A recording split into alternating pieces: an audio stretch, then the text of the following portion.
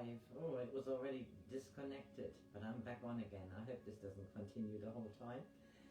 I'm reading Travels with My Aunt, a novel by Greene, published in 1969. It is about Henry Pulling meeting his Aunt Augusta for the first time after 50 years. His aunt is a traveller. Henry Pulling is not. He's a retired bank manager. They have been to Istanbul and they have been to Boulogne, and they are now in chapter 19 about Henry Pulling. My aunt did not return with me to England by the car ferry, as I thought she intended. She told me at breakfast that she was taking a train to Paris. There are things which I must settle, she said, and I remembered her warning of the night before and wondered, quite wrongly as it turned out, if she had a premonition of death. Would you like me to go with you? I asked. No, she said, from the way you spoke to me last night, I think you've had enough of my company for a while.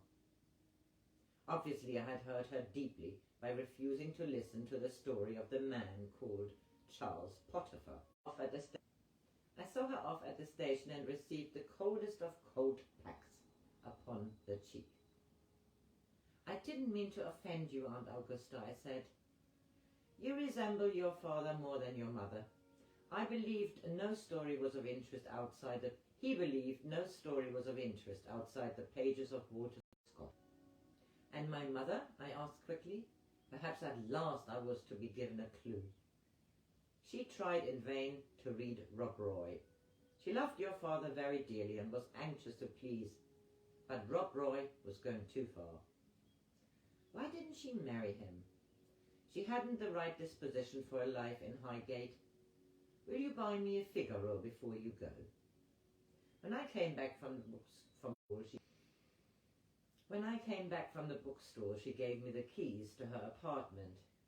If I'm away a long time, she said, I may want you to send me something or just to look in, to see that all is well.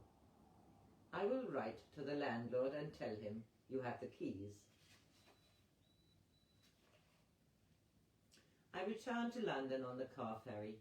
2 days before, from the window of the train, I had watched a golden England spread beside the line. Now the picture was very different. England lay damp and cold, as grey as the graveyard, while the train lagged slowly from Dover Town towards Charing Cross, under the drenching rain.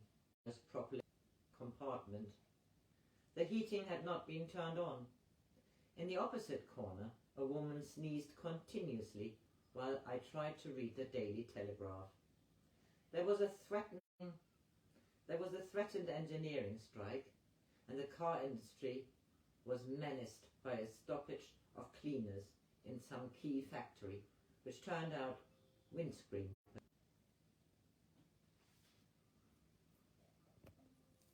It's not going so well today. Export figures were down, and so was the pound. I came at last beyond the court news to the obituaries, but there was little of interest to read in that column. Somebody called Sir Oswald Newman had died at the age of 72. He was the star death in a poor programme. He had been chief arbitrator in a building dispute in the 1950s after retiring as permanent secretary in the Ministry of Works in 19 by whom he had 3 sons, and she survived him.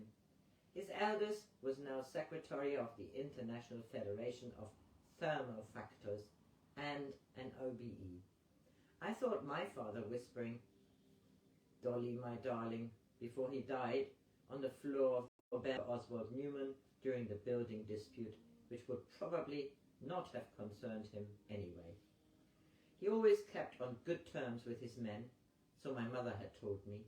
Laziness and good nature often go together. There were always Christmas bonuses, and he was never in the mood to fight over the rise of a penny an hour. When I looked out of the window, it was not Sir Oswald Newman's England I saw, but my father's grave in the smoky train, and Miss Patterson standing before it in prayer, and I envied him its inexplicable quality of drawing women's love.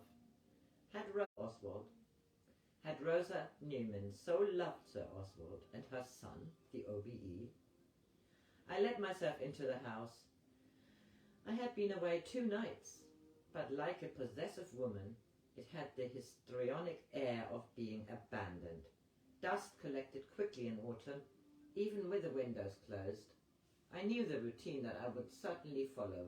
A telephone call to Chicken, a visit to the dahlias in rain. Perhaps Major Charge might address a remark to me over the hedge.